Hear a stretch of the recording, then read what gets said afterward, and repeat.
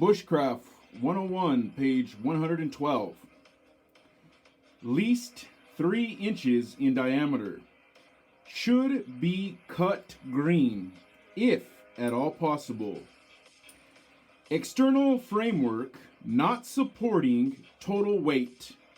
Can be constructed from dead, fallen material with little risk. There are 3 main forms of natural shelters: the lean-to shelter, the A-frame shelter, and the debris hut. However, you can construct any natural shelter to mimic a tarp configuration as well. Lean-to.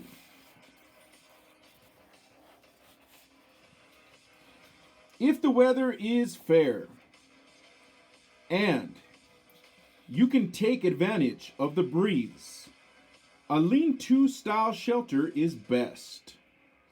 You can make a lean-to by lashing a simple cross pole between trees, adding several more saplings at a 45-degree angle to the ground on one side.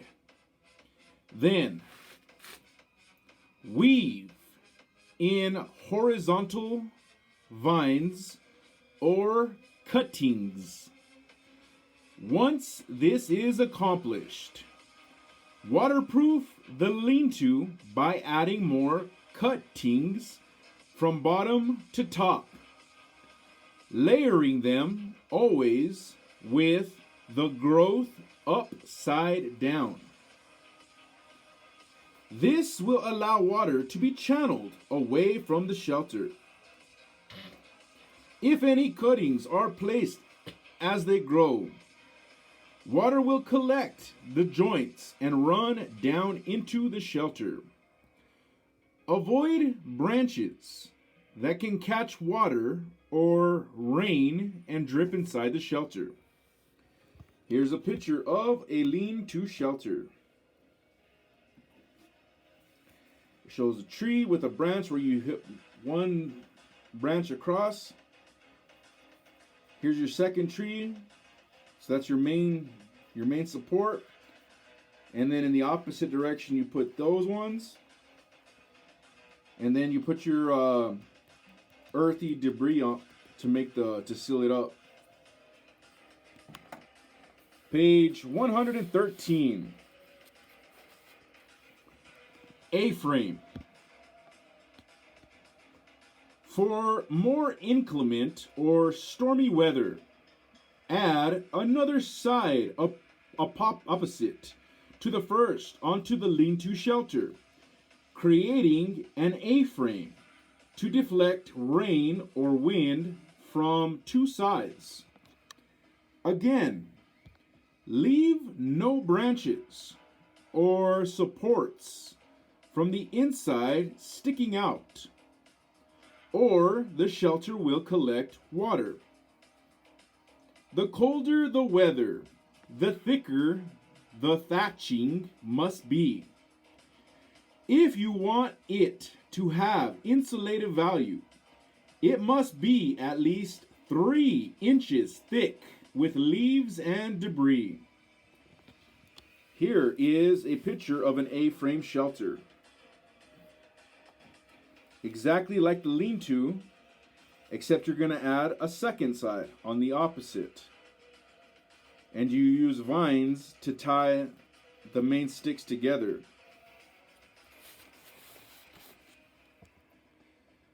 Debris hut. For the coldest of nights, especially if fire is not an option, a debris hut will be a necessity.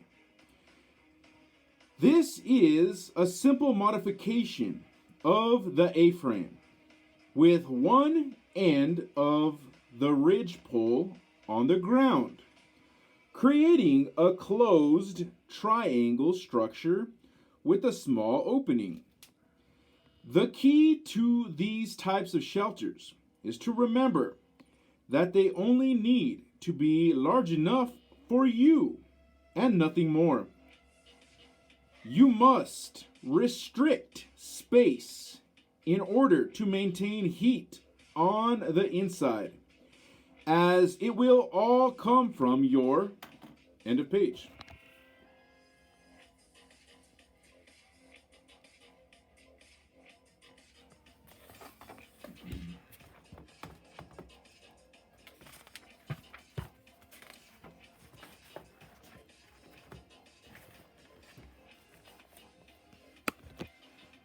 Page 114. Body and be trapped within.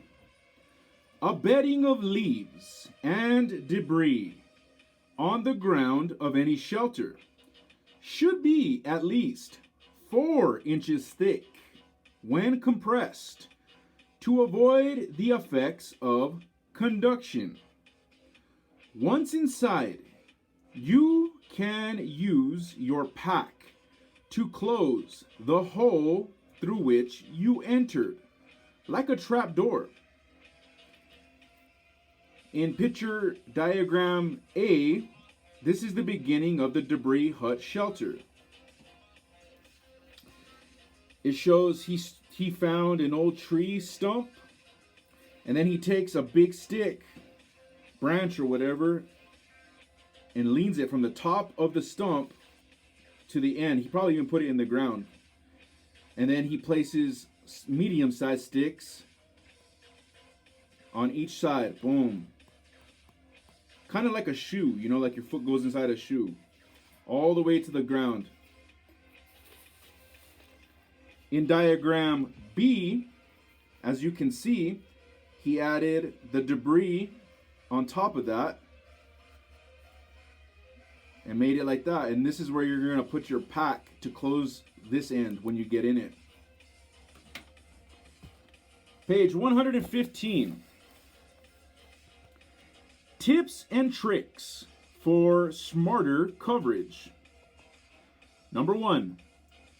When using your tarp for sheltering on the ground in colder weather, use debris or snow to help insulate around the edges. This will reduce any convective breeze from entering in those areas. Number 2, hammocks make great chairs during the day when you set them up on a tripod lengthwise with an open crossbar on the tripod. Number 3, if your tarp requires re-proofing from water-repelling properties, a simple solution is to rub the entire tarp with a bar made from 2 parts beeswax and 1 part tallow or lard. Number 4,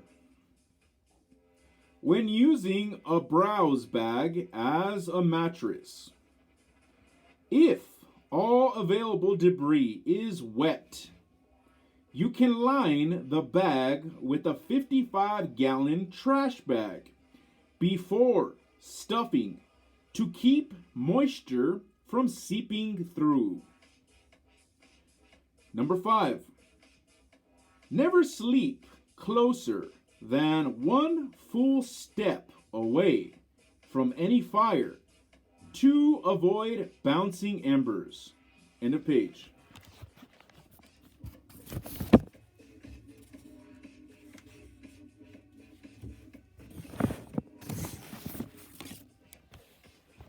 Page 116 is blank. Page 117, chapter number 6. Combustion.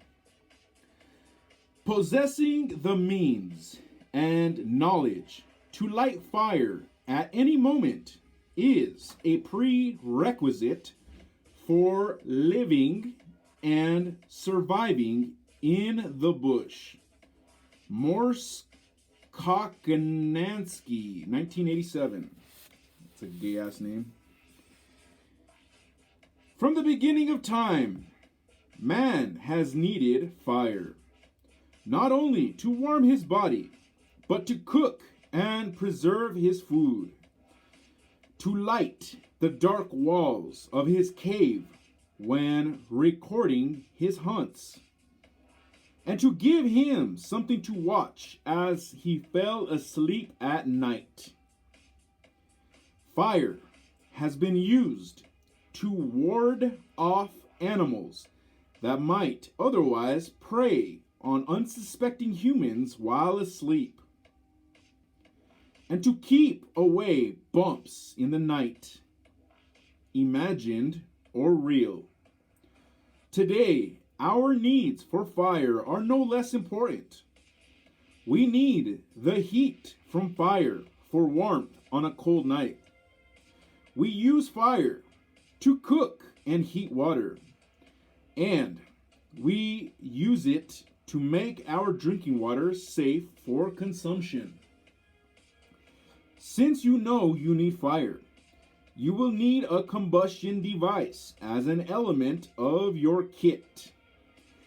There are numerous primitive ways to start a fire, so many that I could write a second volume to cover them. But remember, you are smoothing it.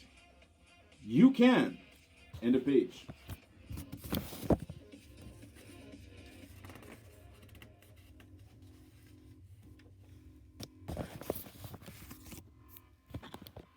Page 118.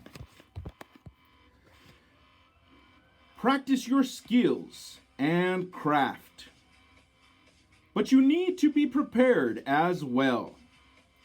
Fire is very difficult to create from only natural materials, especially in some environments, and it requires a high level of skill.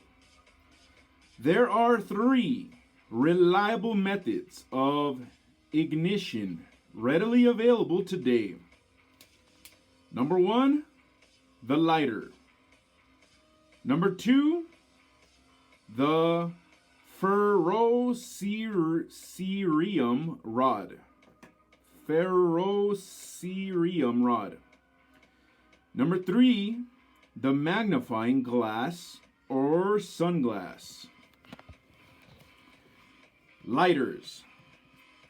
As with any other piece of gear, there are thousands of varieties of lighters available to you. Which is the best? It's the one that is the most reliable in foul weather. It's the longest lasting over time in your pack when not in use, and has the ease of use when needed. The regular Bic brand lighter is for the forerunner in this category. Lighters that require adding fluid fuels are prone to evaporation. And if they need parts replaced and are not a throwaway item, they are too complicated to be reliable. For ease of use, it is hard to beat flicking the Bic. Don't settle for the cheap imitations. Get a real Bic, and if possible, get it in orange so you can readily find it. You should have at least 3 lighters. 1 for the pocket, 1 for the belt pouch or haversack, and 1 for the main pack. The weight is negligible and the reward is great. The rule of thumb for a lighter or other open flame device is 5 seconds to ignite tinder. Any further use is wasting a resource. Bic lighters have one significant problem. They are susceptible to cold. If the lighter itself is below 32 degrees Fahrenheit, it will not light. Keeping one close to the body in a pocket is the best way to avoid this issue. If for some reason the lighters get wet, it will not light until it is dry again. This can be accomplished by letting it sit and page 119. Dry out, or by removing the front housing and drying the actual striking wheel. Replace the dry wheel to make it function again.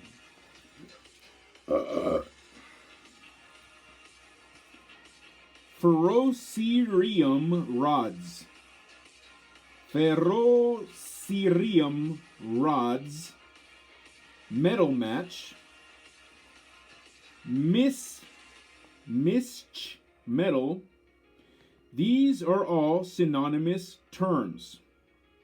A ferrocerium rod is a solid rod made from pyrophoric materials such as iron, magnesium, cerium, lanthanum, neodymium, and praseodymium. Some of these materials have a very low combustion temperature, and when you create friction against the rod, combustion occurs. To accomplish this, you need a 90-degree sharp edge that is harder than the material of the rod. This harder edge will remove the material and create the spark that is approximately 3,000 degrees Fahrenheit. For use in the woods, it is best to have the largest and longest rod possible, as this will increase the surface area and friction over distance. A longer rod will have more material removed when you strike it, and it will create more burning metal sparks. I prefer to carry a blank rod that is a 1/2 inch in diameter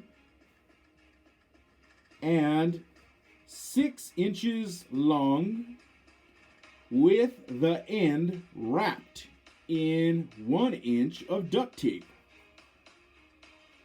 This creates a handle and acts as an emergency flame extender as well. Many rods have handles of plastic, wood, or even antler. But unless they are actually drilled and pinned, there is no epoxy that will keep the rod from eventually coming out of the handle. That being the case, you would do just as well to buy a blank rod and wrap it with tape that will not come off, unless intentionally removed. Ferrocerium rods have very few problems. However, if you don't use the rod for some time, it may oxidize. You can remove this with the back of your knife, and you can add a light coat of spray paint on the rod and scrape this off during the next use. If uneven pressure is applied through repeated attempts at striking, you may also develop ripples on the rod itself. You'll need to remove these to make the rod function properly, as they will act like speed bumps during striking. To remove these, you end of page.